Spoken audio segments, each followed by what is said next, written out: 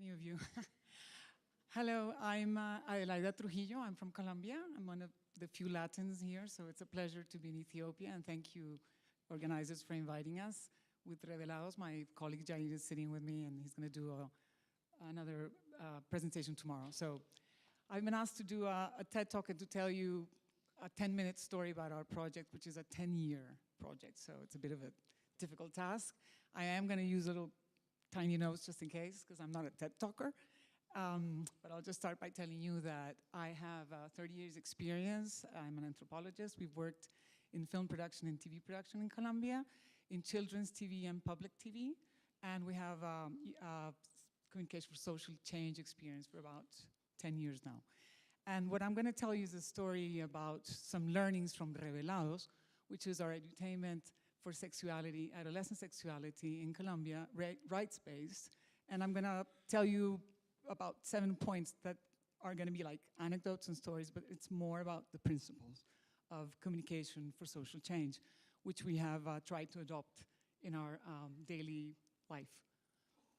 So before I go to the learnings, I'd like to just show you a clip, just to give you an idea of the content. This is just a TV show, which is let's say the core, and it has fiction, non-fiction formats, hangouts, etc. But just to give you a flavor of the content. It's not subtitles, so we'll just go quickly through it. Thank you. Sorry, it's a clip. It's okay. We're having a commercial break now. And now we're going back to our regularly scheduled TV. Right. Thank you. So this sound.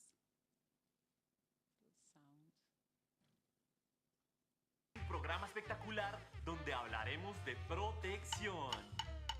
Pero no de ese tipo de protección, sino de este tipo de protección. Tú puedes acercarte un poquito y mover tu cadera despacito, rozar mi piel y empalagarte como con miel.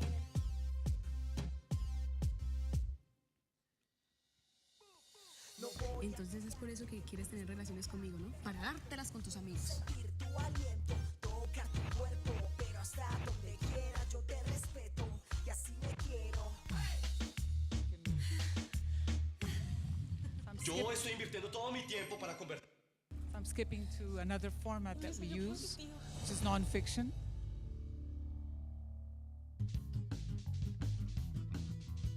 Sex challenges, they're called sex El desafíos. desafío que estábamos cumpliendo hoy de obtener información sobre el uso del condón. ¿Tiene condón? Sí, tengo condones. ¿De qué calidad quieres? ¿De cuáles hay? Hay condones que son sensibles, que tienen una relación más natural. ¿Cómo se puede tapar? Es fácil con una tijera El lo destapa. condón, pues.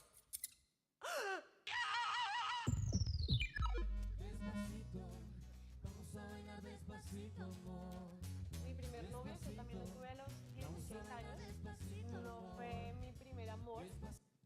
Just a taster. It's very much about dialogue, and you have to keep in mind that this is huge, complex issues that we need to address in a country like Colombia, which is cut across by poverty, exclusion, armed conflict. Don't forget that, guerrilla and paramilitary. So we have a bit of an extra complication to our social exclusion case, including drugs traffic, as you know. So we're dealing with HIV, we're dealing with teen pregnancy prevention, we're dealing with gay and abortion rights, we're dealing with basically rights, and in a complex country which is divided by regions. So our target is basically to engage the regions and the whole country. So what we did, if we go back, now we can leave it there. So I'll just go back to the learnings, to what I can share with you. Basically, what have we learned? And I think it's going to resonate with what we've heard today.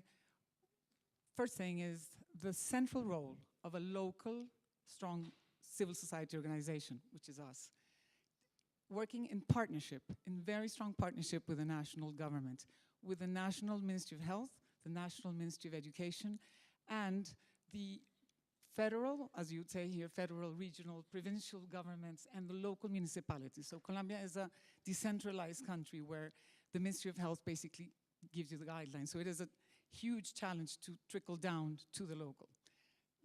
This meant that we have worked both the plan and the content from a country perspective and from a cultural perspective, very local, but not with the help of the donor agencies or led by international agencies. So that's the first learning. The second one is the platform. We didn't want a discrete program. We created a platform that would be flexible, that would resonate, and that could be adopted by the different sectors. I'm talking education, health, youth, gender, Ministry of Protection, and even the post-conflict ministry, which we are creating. The other thing about Revela, which we learned after all these years, is that the planning and the process of the content development was done in an open dialogue where we brought in all the constituencies, all the people that have to do with this, including youth organizations, to ministries, to the media, to the public media, because we have a strong public media platform, and the constituencies on the ground. So that open dialogue brought together the collective construction of the content, making it robust and long-term. The other learning that I'd like to share with you is the absolute core role of research and evidence, which is why Jair is not only with me here giving me support, but it's because it's been absolutely critical for us to have a content and evidence space in a country where communication is very, very sophisticated, but without research. So this has given us it's informed and driven the process, and it's given us credibility with the public policies and adopted very easily by the ministries, the other members of the dialogue. So the core research and evidence base is absolutely critical. And we've built capacities in the university. So it's not just centered in Uninorte, which is the university Jair works with, but it's also been done at the regional level. So we have thesis, research, etc., that strengthened the whole idea of research on edutainment and communication for social change. So this capacity building is also very much the same thing that we've done by not reinventing the wheel. We looked at least 200 edutainment processes when we started the whole dialogue about social change. And we locked ourselves literally into Soul City, which you've heard this morning, Lebos, and to Puntos de Encuentro, Nicaragua. Those were the two edutainment models that we adopted because we thought they were quite relevant. But we also invited the Health and Media Center from Holland, and we've looked at the literature. And we believe firmly in knowledge management and not reinventing the wheel in general. So the communication initiative, which has also been part of the steering committee in this meeting, has provided us the almost daily information that we share with all the constituencies on what we're doing, what are good examples, where's the research. So we're permanently feeding this sense of we're constructing something together and we're not reinventing the wheel, but we're doing something local also, which responds to our cultural context. The other element that we've shared with others, and I'd like to share with you, which kind of makes sense to all of you, is that we unlocked this community and youth engagement. It's not easy, people say, okay, I'm going to engage youth, we'll just invite them to the table, message brief, test, they're out. This was actually inviting all these local social youth networks on the ground, at least in 25 municipalities that have become our partners. So this has meant that they're doing their own edutainment on the ground with our message, years later. So that engagement is absolutely critical. Their voice is included from the message testing to the research, to the content development, media production, and today there are peer educators using Revelados in the youth-friendly services and also in the school system. So that's been a really interesting, let's say, product process this year, the peer education.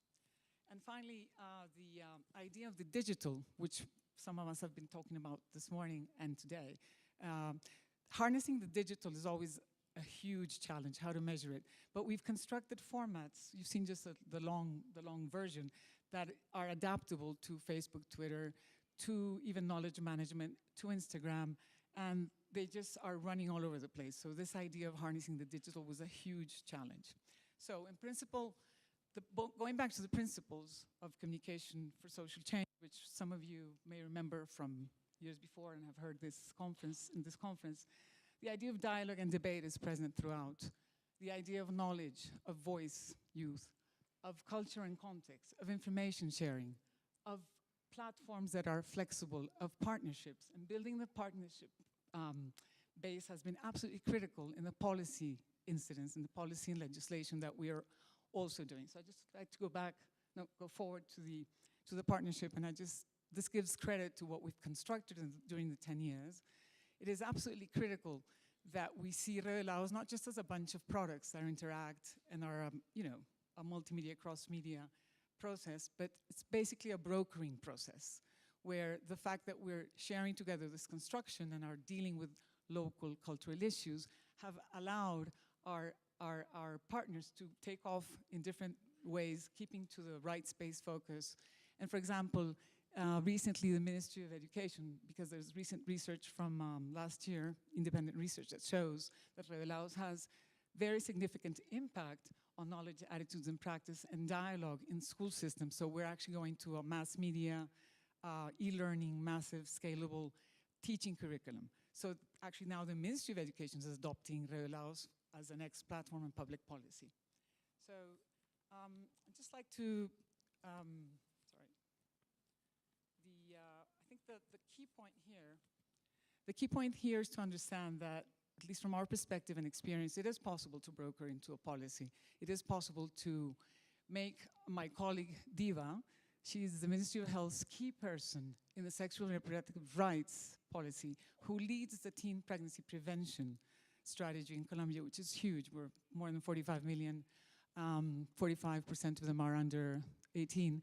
And she's also leading on youth services, youth-friendly services. And she says, Revelados has, sorry, can't see it above, Revelados has changed the Colombian government's health policy from individual behavior change to a rights-based communication for social change perspective. That's, to us, maybe even more important than getting our awards. We've had a couple of international awards, knowing that we're going to be in the school curriculum. We know from now that the Ministry of Health, in conjunction with the Intersectorial Commission, will take Revelados seriously and will make it a major national policy. And I think that's what we've learned from this process. And just going back, or going forward to what you heard this morning from Levo and what you've heard from Kumi yesterday, it is a challenge for a communicator, isn't it?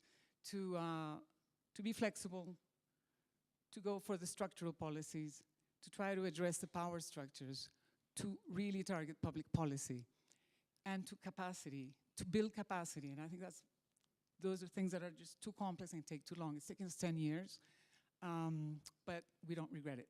Thank you.